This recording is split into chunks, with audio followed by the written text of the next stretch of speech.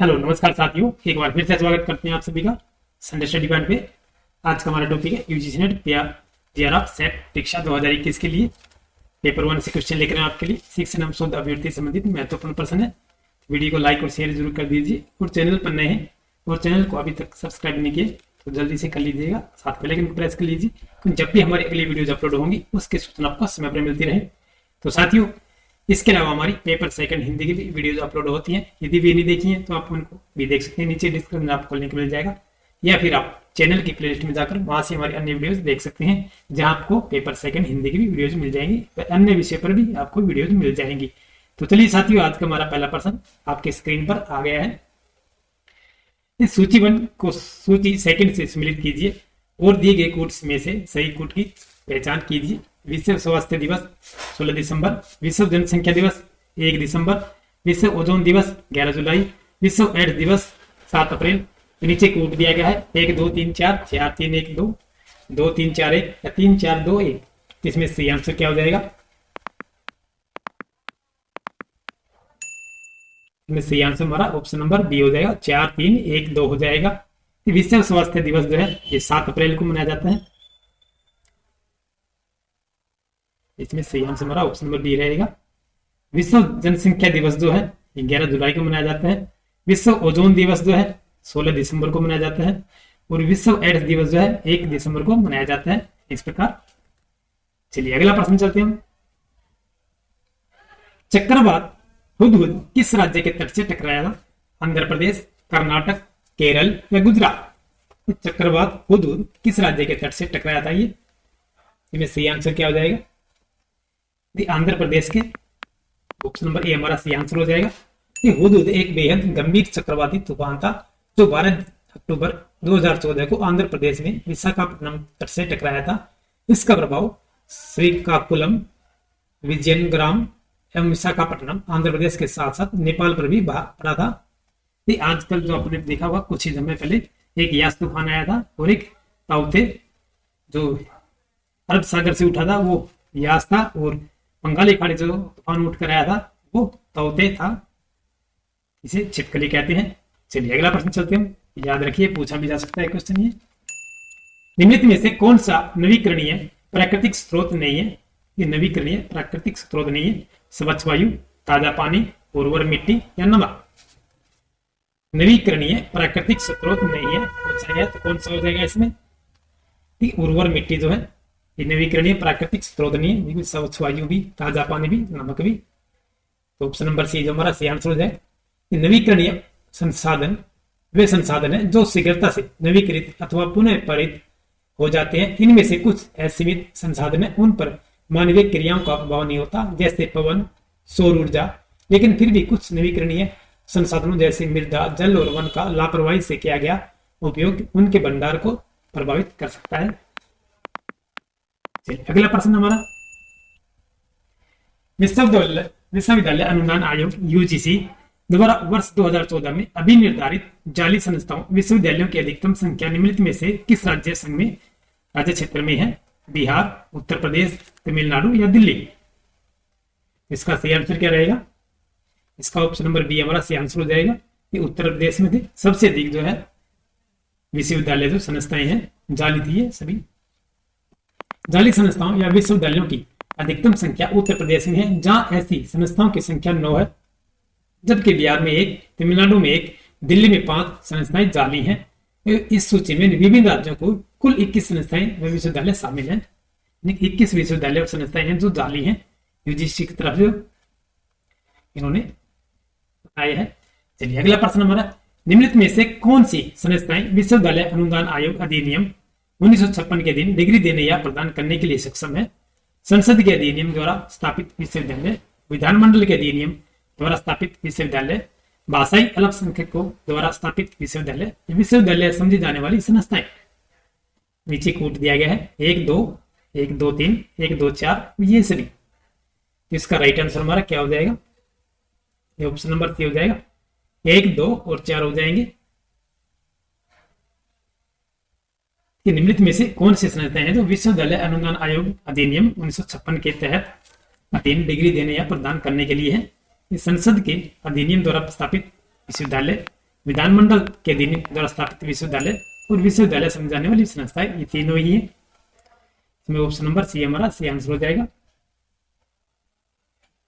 विश्वविद्यालय अनुदान आयोग जो है, इसके देता हूं आपको, 56 जो धारा है अधिनियम 1956 की धारा 22 के खंड 1 के अनुसार डिग्री देने या प्रदान करने का अधिकार प्रयोग किया जाएगा संसद अथवा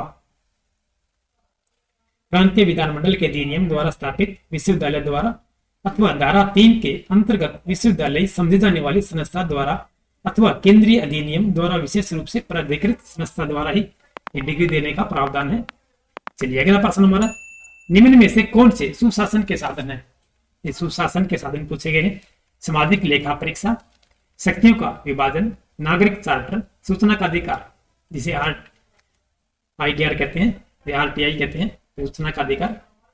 तो कूट दिया गया 1 3 4 2 3 4 1 4, ये सभी, ये ऑप्शन नंबर डी हो जाएगा हमारा, ये सभी हो जाएंगे हमारे। सुशासन के साधन जो है कौन कौन से? सामाजिक लेखा परीक्षा है, शक्तियों का विभाजन है, नागरिक चार्टर है और सूचना का अधिकार है। ये चारों ही है सुशासन के साधन।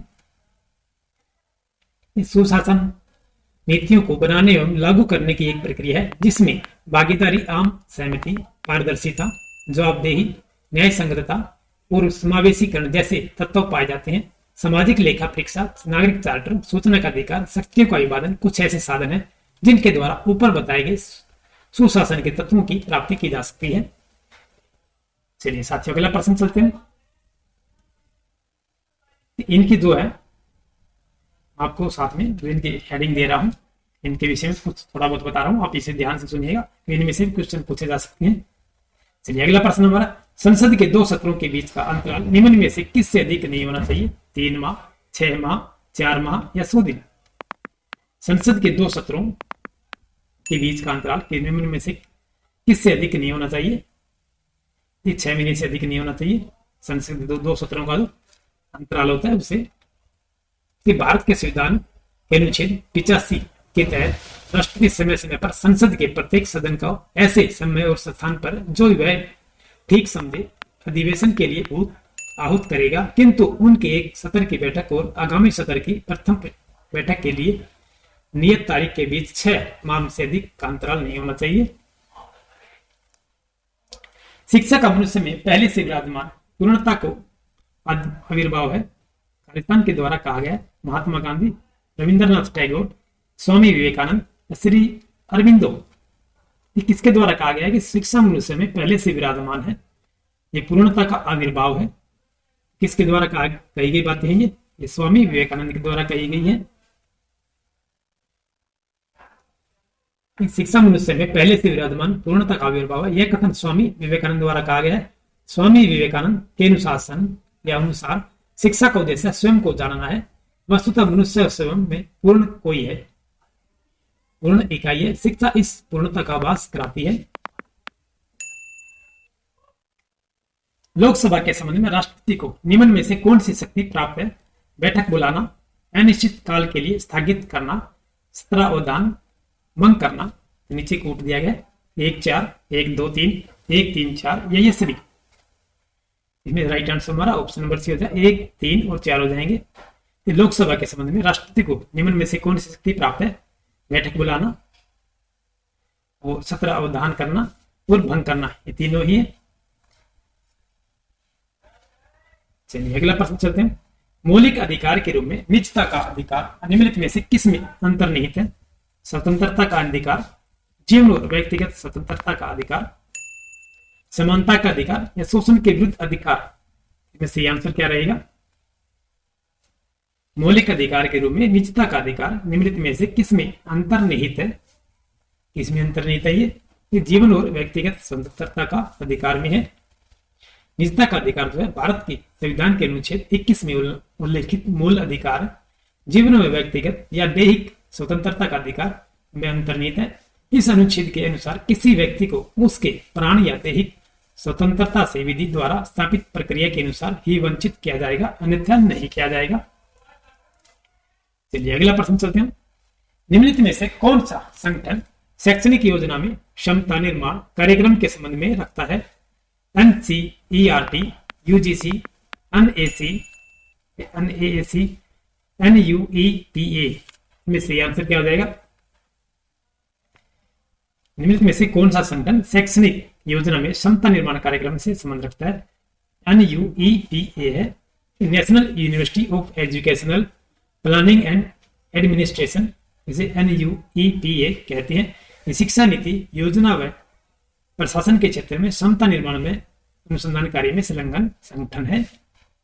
ये पूर्णतः भारत सरकार मानव संसाधन विकास मंत्रालय द्वारा वित्त पोषित संगठन है, जो समाज विज्ञान के परिप्रेक्ष्य में विविध अंतर्विषयात्मक दृष्टिकोण से MPhil, PhD एवं अंशकालिक PhD कार्यक्रम प्रस्तावित करता है।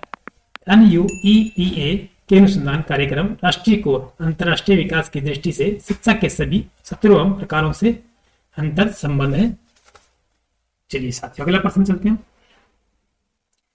इनके कुछ थोड़े बहुत हेडिंग दी गई जो मैं आपको करवा रहा हूं इनके विषय में, आप इसे गौर से सुनिएगा क्योंकि इनमें से प्रश्न पूछे जा सकते हैं।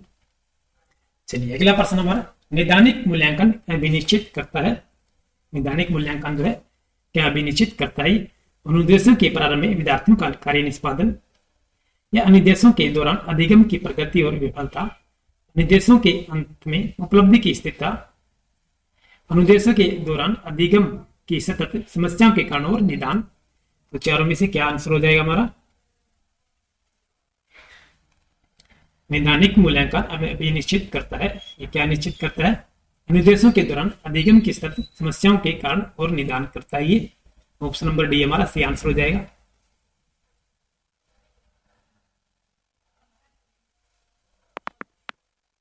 अध्यापक द्वारा अनुदेशात्मक सहायक सामग्री का उपयोग है कक्षा को गरिमा प्रदान करने के लिए, विद्यार्थियों को आकर्षित करने के लिए, संकल्पनाओं की स्पष्टता के लिए, अनुशासन की सुनिश्चितता के लिए। इसमें सही आंसर क्या रहेगा?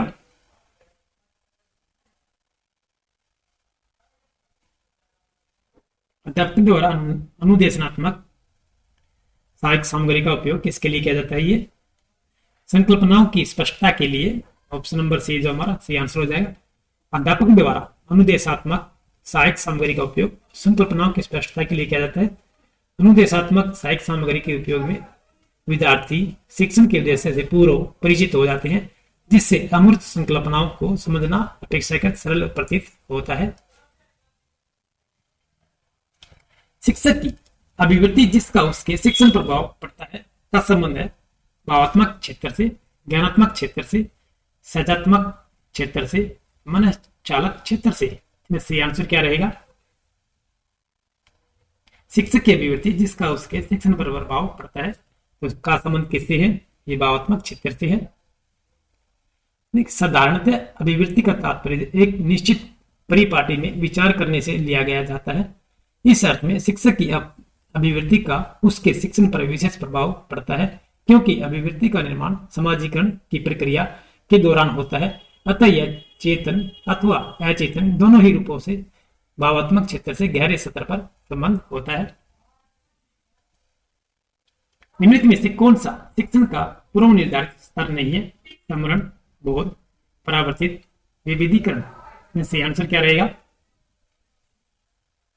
निम्नलिखित में से कौन सा शिक्षण का पूर्व निर्धारित स्तर नहीं है? ये नहीं पूछा गया है तो कौन सा हो जाएगा हमारा? ये स्मरण जो है ये नहीं होगा हमारा, ये बोध, परावर्तित, विविधीकरण तीन हो जाएंगे।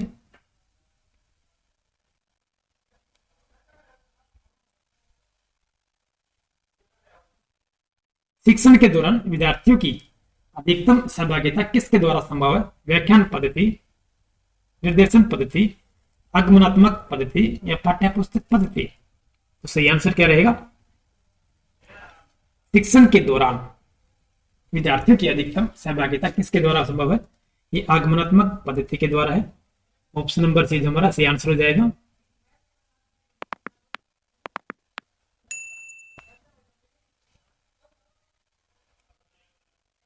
जब सामाजिक शोध की योजना बनाई जाए तो बेहतर होगा खुले दिमाग से विषय के बारे में सोचना, उसमें पूरी तरह डूबने से पहले मार्गदर्शी अध्ययन करना, विषय से जुड़े साहित्य से परिचित होना, सिद्धांतिकता को बोलना चाहिए क्योंकि यह एक व्यावहारिक व्याख्या है।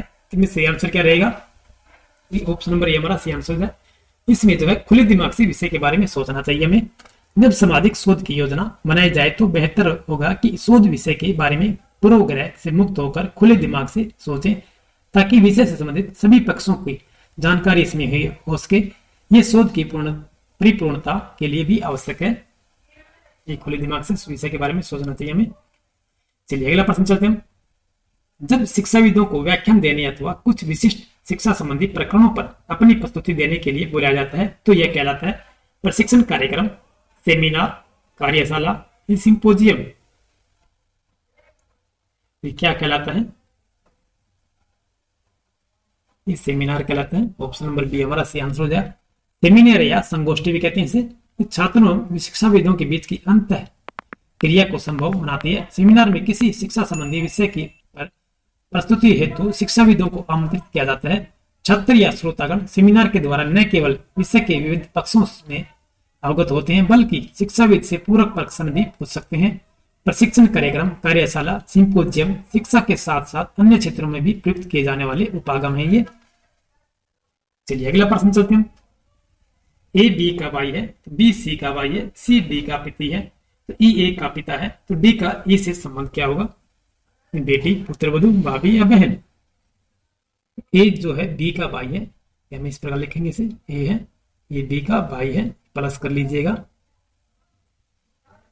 ठीक है इस प्रकार। फिर बी जो सी का भाई है, ये बी सी का भाई है, ये भी प्लस हो जाएगा।